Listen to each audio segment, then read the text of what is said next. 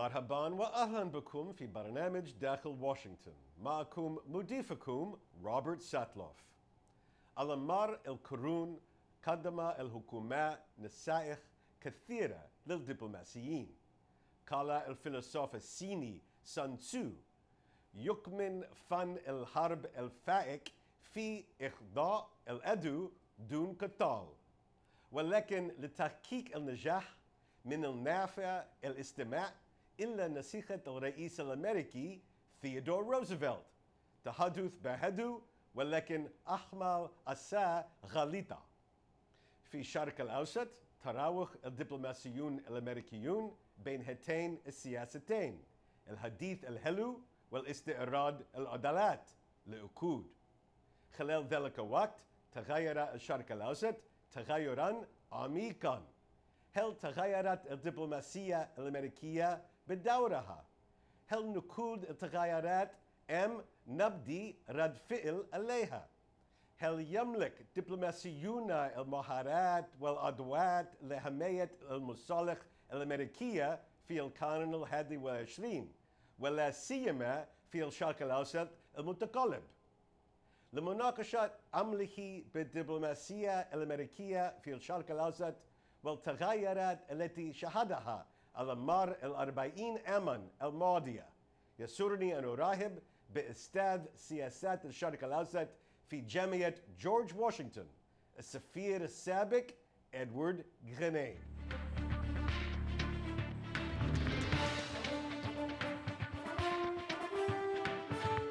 Welcome back to Dakhel, Washington. I'm sitting here with Ambassador Edward P. Skip Ganame to talk about the evolution of American diplomacy toward the Middle East in your long, distinguished, and storied career. Thank you very much for joining us, Skip. It's nice to be with you, Rob.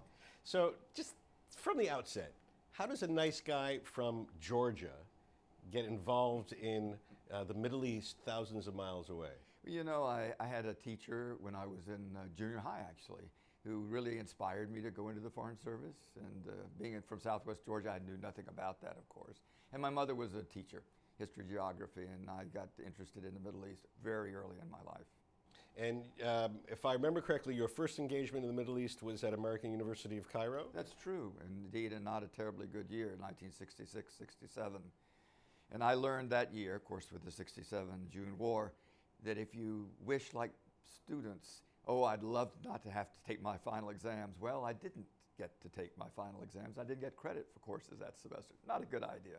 So you've been involved in the Middle East for now 50 years. Close to it. Just in broad speaking, how do you think Middle Easterners' views of America have evolved over the 50 years? Very, very good question. I mean, I think back about my early tours, and one of them was Damascus. Our relationships, the response from people toward us in those days was very warm and very solid, I would say. Now, that doesn't mean there weren't difficulties. The Arab-Israeli issue, Palestinian issue was always there as a question. But we were seen as a very important power in the region and influence. I would say if you go quickly to today, just jumping through all those decades, there's a lot more concern about us and where we're at and whether we really understand them. I don't remember that being a question early on in my career.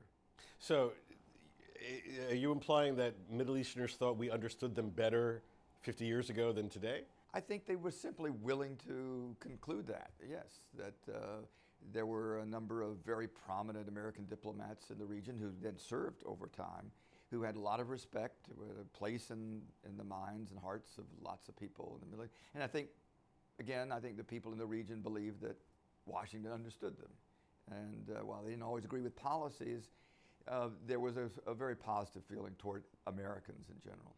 Now, you joined the diplomatic corps and started serving in the Middle East about 40 years ago. Diplomacy back then versus diplomacy in the 21st century. First, what was it like having to do that job back then in the pre-internet, pre-fax, pre-cell phone era? I think actually it was a bit more fun. And it was something that we could do more at our initiative than is true today. I remember, for example, my tour there in Damascus is in the 70s. You know, our communications were not very sophisticated, and you certainly didn't have anything like the internet or whatever. So you had to make decisions on scene as to how you would do things. You could get guidance, but it might not come quickly. Now, going quickly to my days in Jordan as ambassador, which would have been early in 2001 to 4, there you actually had people in Washington on the phone and in dealing with the very head of state and other officials in the government to which I was accredited. Sometimes I would find out about them before they happened. Very often I would find out after they happened from the individual in Jordan that had gotten the call from the White House. That didn't happen in the same way earlier. So there was a lot less independence, I would say, later on. That's the first thing that would come to my mind. Independence. Yeah. Now, you were in the Middle East in an era when some pretty terrible events forced some changes in how Americans even interacted with Middle Easterners. Yes, embassy bombings, embassies were being built as fortresses instead of open doors. How did that all affect? First of all, what actually happened, and how did that affect American engagement with local people? Well, that's a very good observation because, in fact, your earlier question, this comes right into it. When I first went there, there were threats of sorts. There were organizations like the PLO and hostage taking in Lebanon. So it's not as if there weren't problems with security. But you still had enormous freedom. I don't remember restricting my activities particularly because of concern or fear. I do remember being in Jordan in the 80s where there was a Syrian threat to us in Jordan and also to King Hussein and his government. And so we had to do a lot of construction around the building with sandbags, which all fell down when it rained on them. But that's different. But you're right. The construction then in the 1990s and the 2000s were these fortified embassies. And with the rise of security concerns, in some places, our diplomats are not able to be out and about, is the way we used to phrase it, in the same way. Now, I think they continue to do their jobs. And I think most people in these countries understand the concerns, but it is a bit of a problem in establishing those critically important relationships with the local population.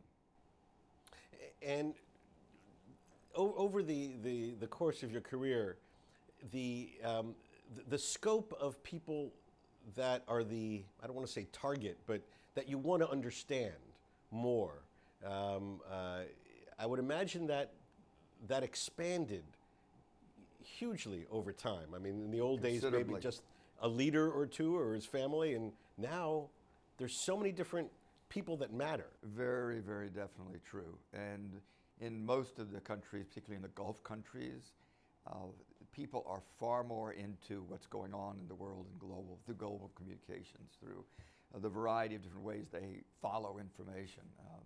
That's really quite true.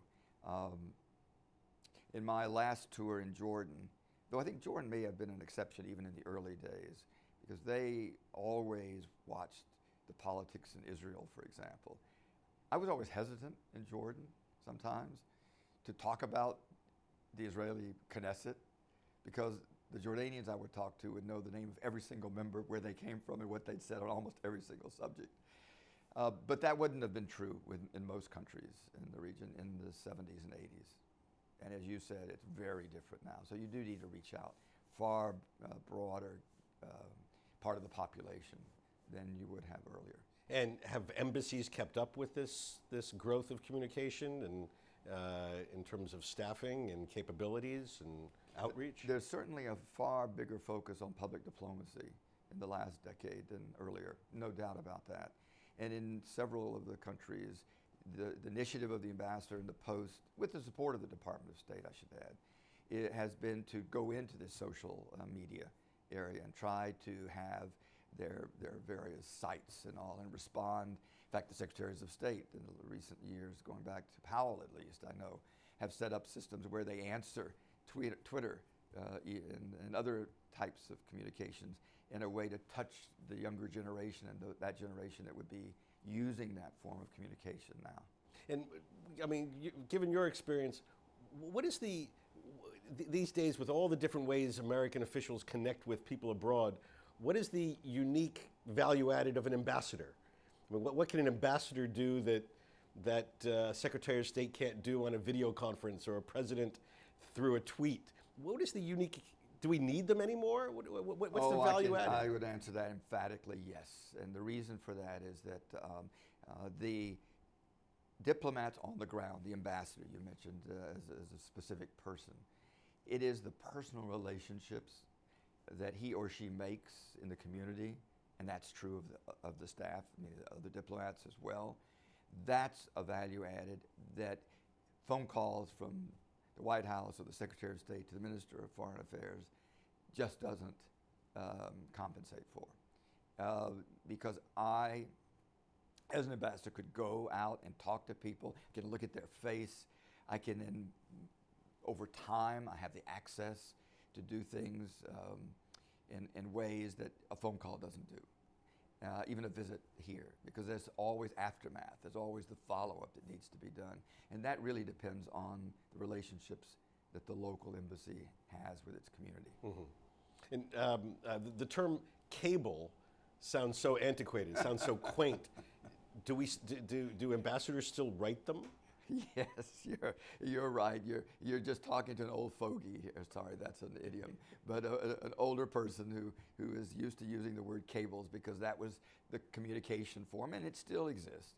These are the telegrams or the messages that come from Washington or are sent by embassies. And there's still, yes, fairly extensive reporting in that way. It's supplemented today. Look, the truth is that when I was in Jordan, my last tour, the communications through emails significantly added to the information flow, right? Not to mention the phone calls every day from your desk officer or from a senior official explaining something that just happened at the White House meeting. Yeah, those are not in cables. Those are not in these telegrams. They're not in the messages. But the analytical work, the explaining what's going on in the country where you are, or your instructions, you do want them, to the extent possible, to come written as opposed to verbal, because then later, if they're verbal, there can always be some contesting as to whether what you did was what you were asked to do. That's just wanting to be careful as the person in the field. And were there any moments where you can recall where your being on the ground, face to face with the leader, made the difference that being far away, being on a telephone, would not have either delivered the message the same way or gotten the argument out the right way? Yes, I can think of one right offhand. I was named by George H.W. Bush to be his ambassador in Kuwait.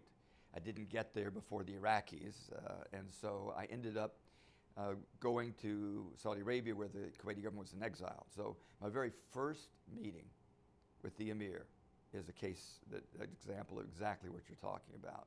I was sent out with certain instructions: buck him up, get him to get out there on television, act like an emir, bring the Kuwaiti community together, because together we're going to liberate your country, you're going home. And when I got there, I realized far more than just those words would say, the way the invasion had impacted on him personally and to the other Kuwaitis. And so I had to completely rethink, how do you approach it? Then I needed to be sympathetic, I needed to be empathetic, I needed to realize I was dealing with him at that moment in time and not these instructions. I conveyed the gist of it, but I was told by the Kuwaitis in the years afterwards that the way I had spoken to him and what I had said to him that day in that way, because at the end of the conversation, realizing that he was very depressed, as you would expect, I said to him, Your Highness, I'll make this commitment to you right here and now. I will present my credentials to you when we get to a liberated Kuwait. That spread throughout the whole community, that I had put my own reputation as an ambassador, position as an ambassador, at stake with their liberation. You couldn't do that over a telephone. It had to be face to face. They had to hear the emotion in my voice, just as I saw the depression in his. We'll be back with more with Ambassador Edward P. Skip Ganame to talk about the evolution of America's diplomatic corps in just a moment.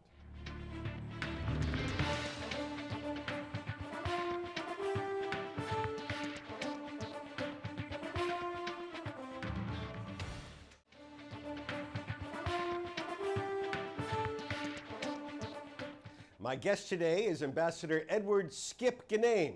Ambassador Ganame is the Kuwait Professor of Gulf and Arabian Peninsula Affairs and Director of the Middle East Policy Forum at the Elliott School of International Affairs at George Washington University here in our nation's capital. His teaching draws on a lifetime of diplomatic experience, almost exclusively in the Middle East. A native of Georgia, Skip Ganame attended the American University of Cairo 50 years ago, and that was it. He was connected to the Middle East ever since, serving as ambassador to Jordan and Kuwait, as well as other postings in Syria, Saudi Arabia, and Yemen. As a break from the Middle East, he also got to enjoy service as ambassador to Australia and in positions back here in Washington in both the State Department and the Pentagon. He even served 3 years as Director General of the Foreign Service. And actually, I want to talk to you about that for a minute, because that's the position that helps get to shape all of our diplomatic corps. And so in that position, what do you look for? What do you look for to help America have an effective diplomacy in the 21st century? Well, I would tell you that while I had a lot of assignments that were fascinating and interesting, the most meaningful one in all was, in fact, the 3 years I spent as Director General. Because there you could have the impact that you are referring to. You could look for talent. I could use my position, and I would just add this point. I had tremendous backing from then Secretary Madeleine Albright to make very difficult and discerning decisions about individuals. There were always other pressures from people who wanted friends or colleagues or people they were connected with to get up. I wanted to set some very high standards. I said, we are the Foreign Service of the United States of America. We want the best person we possibly can get.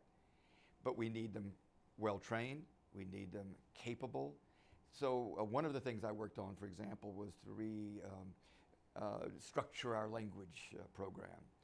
Because again, having diplomats in the region who can speak the language is absolutely critical.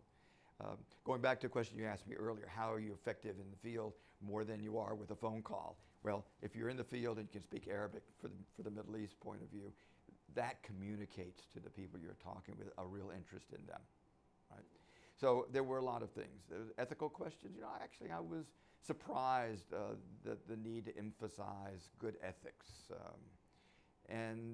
When I was the Director General too, I learned that we had other influences in Washington on our system.